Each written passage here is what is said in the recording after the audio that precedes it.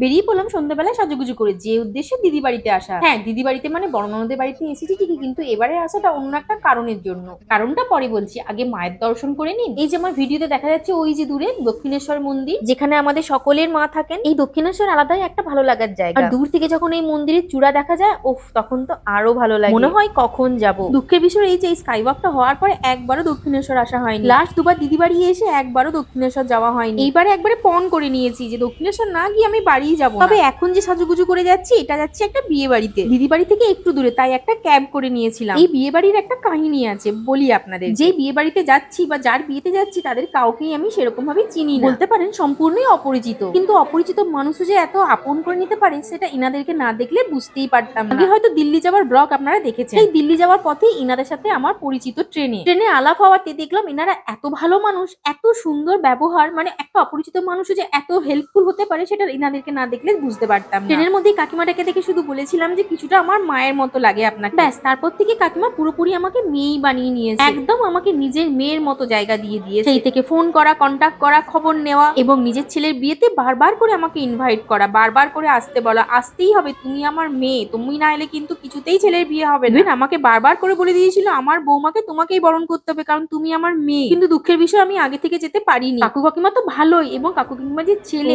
ভীষণ ভালো ছেলে। কোনো রক্তের সম্পর্ক নেই, কোনো পরিচিতি নেই, একটা অপরিচিত মানুষকে যে এত আপন করে নেওয়া যায়, এত ভালোবাসা যায়, ইনাদের কাছ থেকে সেটা দেখলাম আমি। সত্যি আজকালকার দিনে দাঁড়িয়ে যেখানে আত্মীয় স্বজনরাও ভালো সম্পর্ক রাখে না, সেখানে একটা অপরিচিত মানুষ এত ভালো সম্পর্ক তৈরি করে দিতে পারে, সেটা ইনাদেরকেই দেখলাম। এটাও একটা গড গিফট। যেখানে কাছের মানুষরা আমাকে এতটা অপছন্দ করে, সেখানে একটা অপরিচিত মানুষ এতটা আমাকে ভালোবাসবে, এটা আমি ভাবতেই পারি। যাই হোক, স্টার্টার খেয়ে তারপরে আমরা ডিনারে বসে যাই, কারণ অনেকটা পথ আমাদেরকে আবার বাড়ি ফিরতে হবে, দিদি বাড়ি আসতে হবে। আর সেদিনকে যেমন বৃষ্টি হচ্ছিল, তেমনি রাস্তায় ছিল জ্যাম, যেতে অনেকটা সময় লেগেছিল। ভেবেছিলাম আসতেও অনেকটা রাত হয়ে যাবে ছোট ছেলেকে নিয়ে, কিন্তু আসার সময় অতটা জ্যাম ছিল না, তাই বেশি সময় লাগেনি আসতে। ভিডিওটা এখানেই শেষ করলাম, তো চলুন টাটা, সবাই ভালো থাকবেন।